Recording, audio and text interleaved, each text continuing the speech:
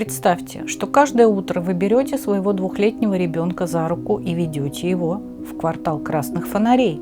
Вы проходите мимо витрин, где у некоторых уже с утра стоят женщины и горит неоновый свет.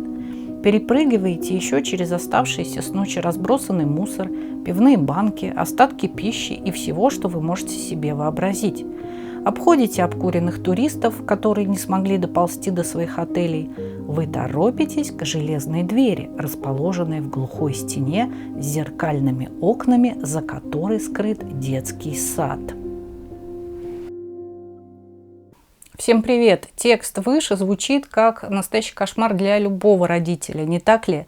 Но для большинства жителей Амстердама это обычный будний день. И сегодня в этом видео мы с вами исследуем голландский менталитет, а также социальный феномен соседства с самых противоречивых сторон жизни Амстердама. Я попробую угадать, что вы сейчас подумали в начале. Наверное, это социальный садик для бедных семей, и у них просто нет выбора. Тем более, что в этом квартале действительно есть социальный жилой фонд. Студенты, бывшие бездомные, люди с психическими отклонениями под присмотром, беженцы, малоимущие. Попасть туда – это как выиграть в лотерею, потому что квартал красных фонарей – это самое сердце средневекового Амстердама.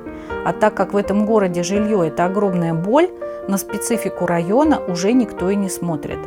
Но этот детский сад, о котором идет речь, не имеет к социальной помощи практически никакого отношения. Он частный и безумно дорогой. Но прежде чем я расскажу вам, чьи дети посещают это заведение, маленькая справка. Детский сад принцессы Юлианы, основанный еще в 1872 году, является старейшим в Амстердаме. Сначала заведение находилось на соседней улице, не входящей в квартал красных фонарей. Но позже, когда под самой старой городской церковью Ауде Керк появилось место под строительство более удобного современного дома с внутренним игровым двориком, заведение переехало туда. Детский сад рассчитан на 75 детей в возрасте от 3 месяцев до 4 лет. Насчитывает 9 воспитателей. Его стоимость рассчитывается как почасовая и равна около 14 евро в час. Так что посчитайте сами, во сколько он обошелся бы вам, если бы вы отдали свое чадо на пятидневку. Окна, где девушки предлагают свои услуги, соседствуют со зданием стена к стене и открыты с раннего утра до позднего вечера, что, конечно, пересекается со временем, когда родители привозят и забирают детишек. Иногда под стенами этого сада я слышу рассказы новоявленных гидов, что это детское учреждение якобы рассчитано на детей-жриц любви, но это вообще неправда. В Нидерландах нет государственных садов, и сады – это вообще большой дефицит. И чтобы ваш ребенок попал за эту глухую стену, где его защищают от искателей ментальных и физиологических аттракционов, вам нужно будет записаться, как только вы узнаете о своей беременности. Платить за это 1000 евро. И это касается всех Нидерландов. Кстати, конечно же, малоимущие семьи отправляют своих детей в такие детские сады, но это очень маленький процент, и если вам эта тема интересна, то пишите в комментариях, я сделаю ролик на эту тему.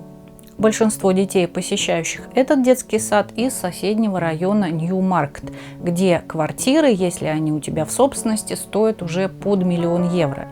И если вы думаете, что этот детский сад последний в дефицитном списке, то вы сильно удивитесь, когда узнаете, что местные жители мыслят совершенно иначе. Для них самая древняя женская профессия в мире – это не порок и не грех. Это легальный бизнес, который платит налоги в казну, как и любой другой. Нидерландское понятие «нюхтерхайт» – трезвость мышления – означает, если это существует, глупо делать вид, что этого нет.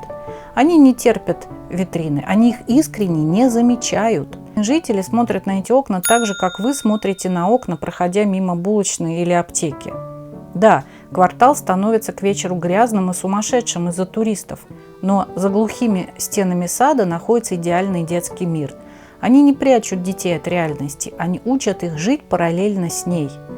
Посмотрите на отзывы родителей, которые я нашла на официальном сайте детского сада. Замечательное место с радушными, добрыми людьми. Замечательный детский сад и персонал. Лучшего места для первого посещения детского сада моей дочерью и желать нельзя. Очень рекомендую. очень чисто, и они быстро реагируют. С районом все в порядке. Из окон открывается вид на церковь. Я живу в этом районе, и приятно видеть, что здесь тоже находятся дети. А воспитательница Вильям Кроф, выросшая в этом районе и работающая уже в саду 28 лет, считает, что расположение детского сада приносит детям пользу. Я бы сказала, что то, что я выросла здесь, оказало на меня хорошее влияние. И это хорошо влияет на детей. Они растут в несколько необычном месте и понимают, что эти женщины – обычные люди. Выходя на улицу, дети видят, как женщины им машут, а они машут в ответ, и они никого не осуждают. Конец цитаты. Я хочу поделиться своей историей, которую я услышала от капитана лодки, когда мы со своими туристами проплывали мимо квартала Красных Фонарей. Это довольно молодой парень, который стал рассказывать очень забавную историю о том, что он вырос в этом квартале. И когда я его спросила, ну а вот что ты думал, когда ты ходил мимо вот этих вот женщин в окнах, он ответил: ты знаешь, я думал, что у нас просто здесь бассейн, и тети стоят в купальниках. Представляете? И вот эта трезвость и жесткий взгляд на вещи для нас, экспатов, порой оказывается, кажется просто диким. И если вы думаете, что на этом все заканчивается, конечно же нет. Я предлагаю посмотреть вам мой ролик, который уже снят, описание будет под видео, ссылка на него, где он называется так: «Почему в Нидерландах неприлично быть богатым и почему голландские миллионеры маскируются под средний класс». С вами была Светлана Выгон. Всем пока!